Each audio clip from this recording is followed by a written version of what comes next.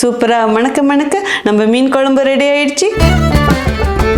நான் செய்யற இதே மெத்தட்லயே நீங்க எந்த மீன் எடுத்தாலும் சரி இதே மாதிரியே வச்சு பாருங்க, அவ்வளோ சூப்பரா இருக்கும்.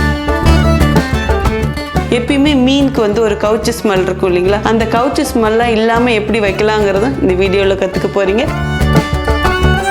சப்போஸ் நீங்கள் ஹோட்டல் வச்சுருந்தீங்கன்னா இப்போ நான் செஞ்ச மாதிரியே செய்யுங்க. இந்த மீன் குழம்பு சாப்பிட்றதுக்காகவே உங்கள் ஹோட்டலுக்கு வருவாங்க. இந்த ஒரு குழம்பு சாதம் வச்சிங்கனாலே நீங்கள் போதும், உங்கள் கடையை தேடி தேடி வந்து மீண்டும் மீண்டும் சாப்பிட வருவாங்க.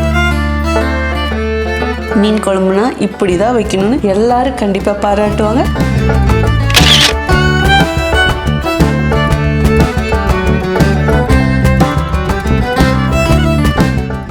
ஹாய் சங்கீதா மேடம், இன்னைக்கு நான் அந்த புளியோதரை மிக்ஸ் ட்ரை பண்ணேன். ரியலி ரொம்ப ஈஸியாக இருந்துச்சு. அதாவது அந்த புளிக்குழம்பு வச்சாதான் அந்த புளி சாதத்தோட டேஸ்ட் வரும்ன்ட்டு நான் இது வரைக்கும் எந்த மிக்ஸுமே வாங்கி யூஸ் பண்ண மாட்டேன். ஒரு சில மிக்ஸ் வாங்கி யூஸ் பண்ணியிருக்கேன், பட் இந்த அளவுக்கு எனக்கு சாட்டிஸ்ஃபேக்ஷன் இல்லை. அந்த நண்பன் படத்துல வர மாதிரி சமையலுக்கான தலைவி அப்படின்ட்டு இப்போ நான் உங்க கண்ணு முன்னாடி முட்டி போட்டு தேங்க்ஸ் சொல்ற மாதிரி நீங்க என்ன நினைச்சுக்கோங்க. உங்களோட கன்சிஸ்டன்சியும் பெர்ஃபெக்ட்டுக்கும் நான் இன்னைக்கு சும்மா சொல்றேன்னு நினைக்காதீங்க. நீங்க ஒரு தமிழ்நாட்டு லெவல்லையும் அடுத்தது ஸ்டேட் லெவல் இந்தியா லெவல்ல நீங்க ஒரு பெரிய குக்குன்றது, செஃப் ஆகிறது, அது ஏதோ ஒரு பேர் எனக்கு தெரியல, அந்த மாதிரி நீங்க வருவீங்க. ஒரு வீடியோவும் அவ்வளோ பெர்ஃபெக்டா இருக்கும். ஒரு அரை மார்க் 1 மார்க்குன்ட்டு குறைக்க முடியாதுன்னு சொல்லுவாங்க இல்லைங்களா, அந்த டீச்சர்ஸ் ஸ்டூடெண்ட்ஸ்க்கு. அந்த மாதிரி ஒரு இதுவும் பெர்ஃபெக்டா இருக்கும். நான் ரொம்ப லென்த்தா பேசுற மாதிரி நீங்களும் ரொம்ப லென்த்தா பேசுவீங்க. ஆனா அதை கொஞ்சம் கவனிச்சா நம்மளுடைய குக்கிங் வந்து பெர்ஃபெக்ட் ஆயிடும். அதை ஸ்கிப் பண்ணி ஃபார்வர்ட் பண்ணா அந்த குக்கிங் வந்து கொஞ்சம் தடுமாறும். அதை நான் ஒரு சமயம் உணர்ந்துட்டேன். அதாவது இந்த அளவுக்கு ஒரு மல்லாட்டை பருப்பு அதெல்லாம் போட்டு பவுடரை நான் இப்பதான் பாக்குறேன். அதுவும் சூப்பரா இருக்கு. அதாவது ஒரு கோயில் புளியோதரை டேஸ்ட் கண்டிப்பா வந்துருச்சு. அதாவது வாயில மட்டும் சொன்னா பத்தாது, செயல்ல இருக்கணும்ன்றது குக் வித் சங்கீதா. அதான் நீங்க சொல்லுவீங்கல்ல லவ் யூ ஆல்ன்ட்டு, அது சும்மா இல்ல, உண்மையான லவ் அது. அதனாலதான் அது ப்ராடக்ட்ல எங்களுக்கு தெரியுது. உங்களோட லைஃப் லாங் நீங்க ப்ராடக்ட்ஸை ரிலீஸ் பண்ணிட்டே இருங்க. சமையல் நல்லா இருக்கணும்னா அதுக்கு மெயின் காரணம் மசாலா. ஸோ நம்ம கிட்ட பாத்தீங்கன்னா மொத்தம் 53 வகையான மசாலா இருக்கு. எல்லாமே ஒரிஜினல் பியூர் குவாலிட்டி.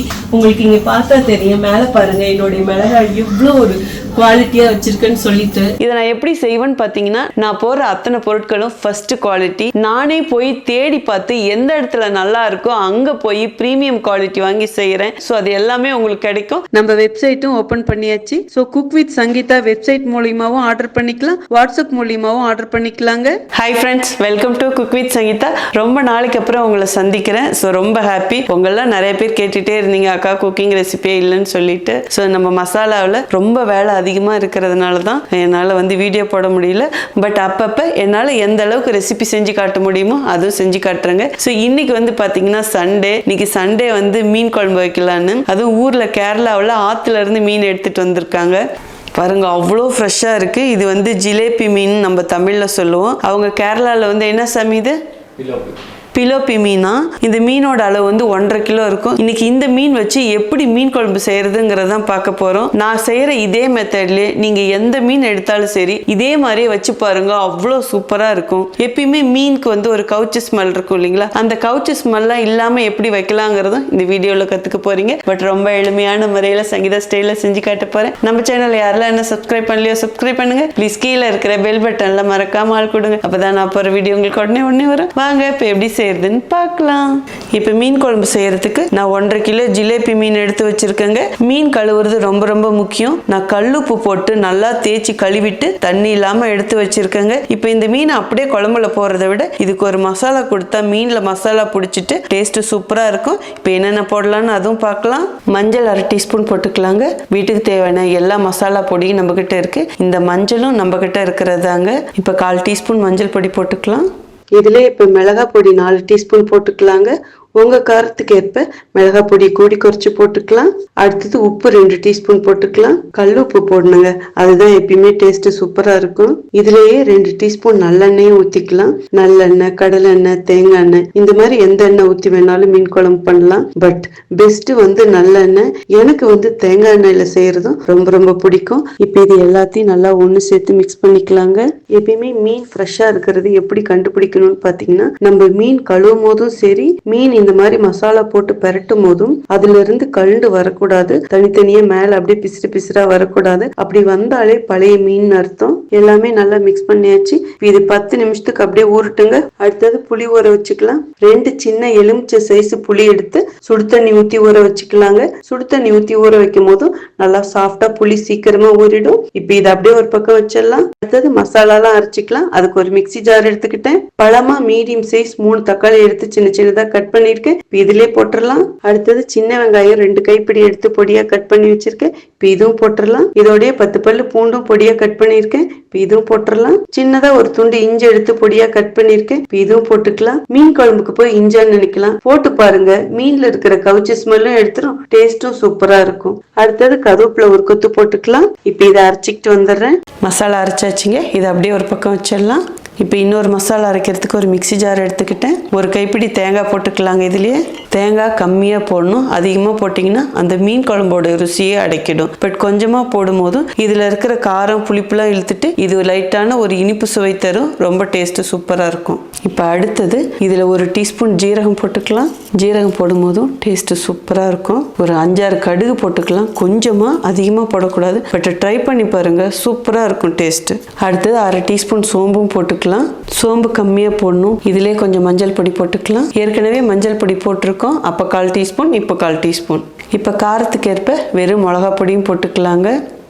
1, 2, 3, 4 டீஸ்பூன் போட்டிருக்கேன். நீங்கள் உங்கள் காரத்துக்கு ஏற்ப கூடி குறைச்சி போட்டுக்கலாம். அடுத்தது காஷ்மீர் மிளகா பொடி போட்டுக்கலாங்க. இது கலருக்காக தான், இருந்தால் போடுங்க, இல்லைன்னா பரவாயில்ல. 2 டீஸ்பூன் போட்டுக்கலாம். காஷ்மீர் மிளகா பொடி சுத்தமாக தூய்மையாக நம்மக்கிட்ட இருக்குங்க. ஸோ அதுவும் நம்மக்கிட்ட வேணா நீங்கள் வெப்சைட்லேயே ஆர்டர் பண்ணலாம், வாட்ஸ்அப்லேயே ஆர்டர் பண்ணலாம். இதிலே 3 டீஸ்பூன் மல்லிப்பொடியும் போட்டுக்கலாம். நம்ம மல்லிப்பொடி ரொம்ப ஸ்பெஷலுங்க. ஸோ மல்லிப்பொடியும் நம்மக்கிட்ட இருக்குது. அடுத்தது முக்கியமான ஒன்று மீன் குழம்புக்கு குழம்பு மிளகா பொடி. ஸோ குழம்பு மிளகா பொடியும் நம்மக்கிட்ட இருக்குங்க. ஸோ இது வந்து நான் 4 டீஸ்பூன் போடுறேன். இதுலேருந்து அவ்வளோ காரம் வராதுங்க. அதுக்காக தான் வெறும் மிளகா பொடியும் நம்ம நிறைய போட்டிருக்கோம். அவ்வளோதாங்க போட வேண்டிய மசாலா பொடி. என்னடாப்பா 1 by 1 போட்டுகிட்டே இருக்குன்னு நினைக்காதீங்க. இந்த அளவு போடும் போதும் மீனில் இது எல்லா மசாலாவும் இழுத்துட்டு டேஸ்ட்டு சூப்பராக இருக்கும். இப்போ இது எல்லாம் அரைக்கிறதுக்கு கொஞ்சமாக தண்ணி ஊற்றிக்கலாம். இதை நல்லா நைஸாக ஒரு பேஸ்ட்டாக அரைச்சி எடுத்துகிட்டு வந்துடுறேங்க. மசாலா பாருங்கள், சூப்பராக இருக்குது. இப்படி இருக்கணும் மசாலா. இந்த மசாலா தான் நம்ம மீன் குழம்புக்கு அவ்வளோ ஒரு சுவையை கொடுக்குங்க. ஸோ மசாலாலாம் இப்போ ரெடி ஆயிடுச்சு. வாங்க இப்போ மீன் குழம்பு எப்படி கொட்டி வைக்கிறதுங்கிறதும் பார்க்கலாம். இப்போ மீன் குழம்பு பண்ணுறதுக்கு ஸ்டவ் ஆன் பண்ணி ஒரு பாத்திரம் வச்சிடலாங்க. இப்போ தேவையான அளவு நல்லெண்ணெய் ஊற்றிக்கலாம். மீன் குழம்புங்கிறதுனால எண்ணெய் கொஞ்சம் தாராளமாக ஊற்றினா தான் டேஸ்ட் நல்லாயிருக்கும். ஸோ நீங்கள் உங்களுக்கு ஏற்ற மாதிரி கூடி குறைச்சி எண்ணெய் ஊற்றிக்கலாம். எண்ணெய் காஞ்சிடுச்சுங்க. இப்போ தேவையானது போட்டுக்கலாம். நம்ம மீன் குழம்புக்கு லாஸ்ட்டாக ஒரு தாளிப்பு கொடுக்கணும். அதுவும் இந்த மீன் குழம்புக்கு அவ்வளோ ருசி கொடுக்கும். ஸோ அதனால் இப்போ கடுகுலாம் போட வேண்டாம். 5 பல்லு பூண்டு பொடியாக கட் பண்ணியிருக்கேன். இதுவும் போட்டுக்கலாம். பூண்டு பொடியாக கட் பண்ணி வேணாலும் போட்டுக்கலாம், தட்டியும் போட்டுக்கலாங்க. இப்போ அடுப்பணல் கம்மியாக இருக்கட்டும். இந்த பூண்டு நல்லா பொன்னிறமாக செவக்கட்டுங்க. பூண்டு இந்த அளவுக்கு சேர்ந்தா போதுங்க. இப்போ ஃபஸ்ட்டு அரைச்சி வச்ச மசாலா ஊற்றிக்கலாம். வெங்காயம், தக்காளி, பூண்டு, அந்த மசாலாவை இப்போ அடுப்பணல் மீடியமாக வச்சு இது பச்சை மணம் போகிற வரைக்கும் வதக்கலாங்க. மசாலா நல்லா வதங்கி எண்ணெய் கசிய ஆரம்பிச்சிடுச்சு. இந்த ஸ்டேஜில் கீரி வச்ச 5 பச்சை மிளகாயும் போட்டுடலாம். பச்சை மிளகாய் லாஸ்ட்டாகவும் போடணும். ஸோ அதனால் நம்ம டேஸ்ட்டுக்கு ஏற்ற மாதிரி கூடி குறைச்சி போட்டுக்கோங்க. நான் போட்டிருக்கிற பச்சை மிளகாயில் காரம் அதிகமாக வராது. ஜஸ்ட் 2 கலர் கிளறியாச்சுங்க. இப்போது 2வது அரைச்சி வச்ச மசாலாவும் இதிலே ஊற்றிடலாம். இந்த மசாலாவும் எண்ணெயிலே நல்லா வதக்கலாம். அடுப்பணல் மீடியமாக வச்சு இது வதக்கணுங்க, இல்லைன்னா அடிப்பிடிக்க வாய்ப்பு இருக்குது, மேலேயும் தெரிக்கும். மசாலா வதங்கிக்கிட்டே இருக்குது. இப்போ மிக்சி ஜாரை கழுவி கொஞ்சமாக தண்ணி ஊற்றிக்கலாம். அப்போ அடி பிடிக்காமல் இருக்கும். இதுவும் சேர்ந்து நல்லா கொதிச்சு வரட்டுங்க. பாருங்கள், மசாலா வதங்கி எண்ணெய் கசிஞ்சிடுச்சு. இந்த டைமில் நம்ம ஊற வச்ச புளியை நல்லா கரைச்சிட்டு ஊற்றிக்கலாம். வடிகட்டி ஊற்றிக்கலாங்க. நம்ம மீன் குழம்பு எந்த அளவுக்கு வைக்கிறோமோ அதுக்கு தகுந்த மாதிரி புளி அட்ஜஸ்ட் பண்ணிக்கணும். புளி வந்து பார்த்தீங்கன்னா ரொம்ப பழைய புளியாகவும் இருக்கக்கூடாது, ரொம்ப புது புளியாகவும் இருக்கக்கூடாது. ஸோ டேஸ்ட் நல்லா இருக்காது. கொஞ்சம் லைட்டாக இப்படி டார்க்காக இருக்கிற கலராக இருக்கணும். புது புளியாக இருந்ததுன்னா குழம்பு அப்படியே எரிச்சிக்கிட்டு இருக்கும். நல்லா புளியில் 2-3 வாட்டி தண்ணி ஊற்றி வேணுங்கிற அளவு தண்ணி ஊற்றி கூட்டி வச்சுக்கலாங்க. அடுப்பானாலும் இப்போ ஃபுல்லாக வச்சிடலாம். இப்போ இந்த குழம்புக்கு தேவையான அளவு உப்பு போட்டுக்கலாம். நான் 2 டீஸ்பூன் போடுறேங்க. நம்ம ஏற்கனவே மீன்லேயும் உப்பு போட்டிருக்கோம். ஸோ அதனால் பார்த்து அளவாக போடணும். இப்போ நல்லா மிக்ஸ் பண்ணிவிட்டு இதை டேஸ்ட் பாருங்கள். உப்பு, காரம், புளிப்புலாம் நல்லா கொஞ்சம் தூக்கலாக இருக்கிற மாதிரி இருக்கணும். இப்போ இது நல்லா கொதிச்சு வரட்டும். மீன் குழம்பு நல்லா கொதிக்குதுங்க. ஒரு 2 to 3 நிமிஷம் நல்லா கொதிக்க விட்டுறணும். அதுக்கப்புறம் மீன் போட ஆரம்பிச்சிடணும். இப்போ நல்லா கொதிக்குது. இப்போ நம்ம மசாலா தடவி வச்ச மீனும் இதிலே போட்டுடலாங்க. அடுப்பணல் இப்போ அப்படியே ஃபுல்லாக கம்மி பண்ணிவிடுங்க. ஏன்னா மீன் உடையறதுக்கு வாய்ப்பு இருக்குது.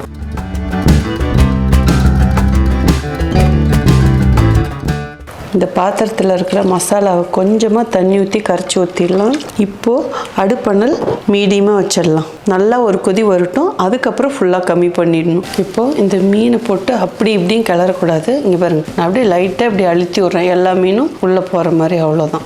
மீன் சூடாக ஆரம்பிச்சதுன்னா உடையறதுக்கு வாய்ப்பு இருக்குங்க. ஸோ இப்போ இது நல்லா கொதிச்சு வரட்டும். இப்போ இது க்ளோஸ் பண்ணி வச்சிடுறேன். 15 நிமிஷம் குழம்பு கொதிக்கிட்டுங்க. அதுக்கப்புறம் பார்க்கலாம். 15 நிமிஷம் முடிஞ்சிடுச்சிங்க. மீன் குழம்பு வாசனை அப்படியே வீடே மணக்குது. மீன் குழம்பு பாருங்க, நல்லா இந்த இடத்துல இருந்து இந்த அளவுக்கு சுண்டி இருக்கு. இவ்வளோ நேரம் கொதிக்குதே, மீன் உடையாதா அப்படின்னு நிறைய பேருக்கு டவுட் இருக்கும். ஃப்ரெஷ்ஷான மீனா இருந்தா கண்டிப்பா உடையாதுங்க. மீன் இந்த அளவுக்கு கொதிச்சு வேகும் போது தான் ருசி வரும். ஸோ இப்போ இந்த ஸ்டேஜில் இதுக்கு ஒரு தாளிப்பு கொடுத்தா ரொம்ப சூப்பராக இருக்கும். வாங்க அதையும் எப்படி செய்யறதுன்னு பார்க்கலாம். தாளிப்பு கொடுக்கறதுக்கு ஸ்டவ் ஆன் பண்ணி ஒரு பாத்திரம் வச்சுட்டேங்க. இப்போ கொஞ்சமாக எண்ணெய் ஊற்றிக்கலாம். நான் வந்து இப்போ தேங்காய் எண்ணெய் ஊற்றுறேங்க. எனக்கு வந்து தேங்காய் எண்ணெய் டேஸ்ட்டு ரொம்ப பிடிக்கும். உங்கள் விருப்பம், நீங்கள் எந்த எண்ணெய் வேணாலும் ஊற்றிக்கலாம். இப்போது எண்ணெயில் ஃபஸ்ட்டு கடுகு 1 டீஸ்பூன் போட்டுக்கலாங்க. அடுப்பணல் மீடியமாக இருக்கட்டும். கடுகு பொரியுது. இப்போ அடுப்பணல் ஃபுல்லாக கம்மி பண்ணிவிட்டு ஒரு 1/4 டீஸ்பூன் வெந்தயம் போட்டுக்கலாம். ஒரு 5-6 மிளகும் போட்டுக்கலாம். அடுத்தது சின்ன வெங்காயம் கொஞ்சம் போட்டுக்கலாம். ஸோ மீன் குழம்புக்கு வெந்தயமும் ரொம்ப முக்கியம். இந்த மாதிரி லாஸ்ட்டாக ஒரு தாளிப்பு வெங்காயத்தை நல்லா பொன்னிறமாக பொரிச்சு கொட்டும் போதும் அதுக்கு ஒரு மனம் இருக்கு பாருங்க, சும்மா அப்படி இருக்கும். வெங்காயம் வதங்கிறதுக்குள்ள இந்த மீன் குழம்புக்கு தேவையானதை செஞ்சிடலாங்க. கருவேப்பிலை கொஞ்சம் எடுத்து வச்சிருக்கேன். இது அப்படியே காம்போட உள்ள தள்ளிடணும். இது வந்து அவ்வளோ ஒரு மணத்தை கொடுக்கும் மீன் குழம்புக்கு. இப்படிலாம் செஞ்சு பாருங்க, அப்புறம் நீங்களே சொல்லுங்க. பச்சை மிளகாய் லாஸ்ட்டாக போடணும்னு சொன்னால ஒரு 5-6 மிளகாய் எடுத்து அப்படி கீறி வச்சுருக்கேன். அப்படி முழுசாக போட்டுடணும். எவ்வளோ வேணாலும் நீங்கள் போடலாம். அந்த அளவுக்கு மனம் சும்மா அப்படியே தூக்கி அடிக்கும். ரொம்ப காரம் வராது லாஸ்ட்டாக அப்படி போடுறதுனால. பாருங்கள், வெங்காயம் பொன்னிறமாக வந்துருச்சு. கொஞ்சம் கருவேப்பிலை போட்டுக்கலாம். கொஞ்சமாக காஷ்மீர் மிளகா பொடி போட்டுக்கலாம். ஒரே ஒரு மிக்ஸு. ஸ்டவ் வந்து இதெல்லாம் போடுறதுக்கு முன்னாடியே ஆஃப் பண்ணிடணும். எதுக்காக அந்த மிளகா பொடி போட்டோன்னா நல்ல ஒரு கலர் கொடுக்கும் மீன் குழம்புக்கு. இப்போ இது மீன் குழம்புல கொட்டிடலாம். இப்போ ஸ்டவ் ஆஃப் பண்ணிடலாங்க. இப்போது இந்த தாளிப்பை இங்கே பாருங்கள், லைட்டாக இப்படி உள்ளே தள்ளணும். அவ்வளோதான். அந்த மசாலாலாம் அப்படியே உள்ளே இறங்கணும். இப்போ பாருங்கள், சும்மா தகன்னு இருக்கிற இந்த மீன் குழம்ப சாப்பிட சொல்லி தரணுமா என்ன? அவ்வளோதாங்க. சூப்பராக மணக்க நம்ம மீன் குழம்பு ரெடி ஆயிடுச்சு. வாங்க எப்படி இருக்குன்னு டேஸ்ட் பார்த்தலாம்.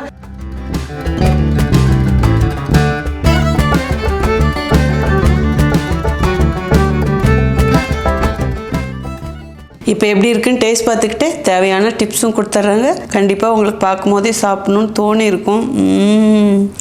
கலர் பாருங்கள், மீன் குழம்புனா இப்படி இருக்கணும். இங்கே பார்த்தீங்களா, மீன் உடையவே இல்லை எப்படி இருக்குதுன்னு. இங்கே பாருங்கள். ஸோ ஃப்ரெஷ்ஷான மீன் இப்படி தான் இருக்கும். அப்புறம் நம்ம பச்சை மிளகா பயங்கர ஃப்ளேவர் கொடுக்கும். இப்போ ஃபஸ்ட்டு வெறும் மீன் குழம்பு மட்டும் பிசைஞ்சு சாப்பிட்றலாம் சாதத்தோட. ஆஹா, ஓ மை காட், சும்மா அப்படி இருக்க சான்ஸே இல்லை.